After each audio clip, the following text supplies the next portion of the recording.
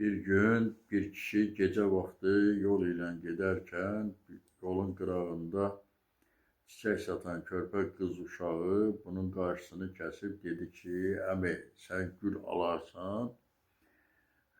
Bu kişi dedi ki, qızım gülü sən neçəyə satırsan? Dedi ki, gülün birini $2 satıram. Neçə gülün qalıb? Dedi 5 gülüm qalıb. Kişi gülümsəyərək qızcığaza dedi ki, mən o güllərin hamısını birdən alıram. Bundan qız çox sevincək oldu və maraq kişini götürdü. Uşaqdan soruşdu ki, bəs sənin valideynlərin bilir ki, sən gecə vaxtı bu küçədə gül satırsan? Deyir, mənim atam vəfat edib, anam isə məni tərk edib, məni istəmir. Mən babamla qalıram. Babam da xəstəxanadadır, ayaqları qırılıb. Mən indi çiçək satıram ki, babamın xəstəxana məsrəflərini düzəldəm. Deyir, sən məktəbə gedirsən, neçə yaşın var sənin? Deyir, mənim 8 yaşım var, 3-cü sinifdə oxuyuram. Kişi bundan soruşur ki, məktəb məsrəflərini ödəyə bilirsən? Deyir ki, yox. Məni indi məktəb məsrəfləri maraqlandırmır, oxumaq istəmirəm. Məni indi maraqlandıran babamın xəstəxana pulunu düzəltməkdir. Kişi deyir ki, anamın telefon nömrəsini bilirsən? Deyir, hə, bilirəm. Və cibindən telefonu çıxardır, qızın anasının nömrəsini ondan alıb, anasına zəng edir.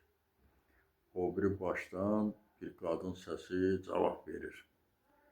Deyir, kişi qadına deyir ki, sən bilirsən ki, sənin qızın Elena bu gecə vaxtı küçədə gül satır. Sən ona niyə durmursan? Deyir ki, mənim öz həyatım var. Mən onunla maraqlana bilmərəm. Öz problemlərim var mənim. Deyir, onun babası da xəstədir, xəstəxanada yatır. Heç sənə ayıb deyilmi? Sən onları atmısan.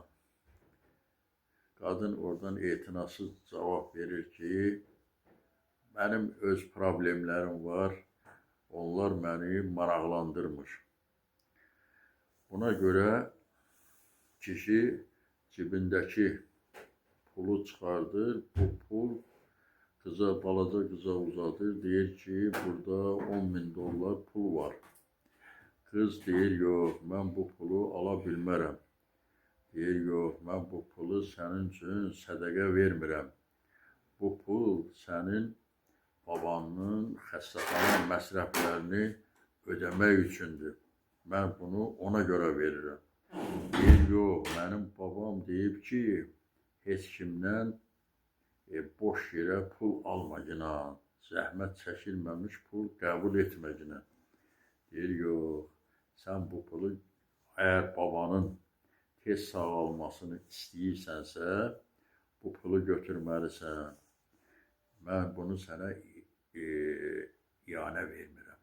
Bu pulunu babanın xətri üçün verirəm ki, baban tez sağalsın, xəstəxanadan çıxsın.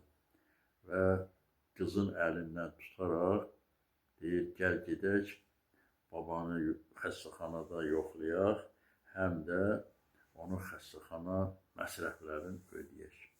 Beləliklə onlar birlikdə xəstəxanaya yollanıb gedirlər. Bax, dostlar, indi belə xoş qəlbli, xoş niyyətli insanlar da var. Allah onların kisbinə bərəkət versin, ürəklərinə görə versin. Diqqətinizə görə çox sağ olun.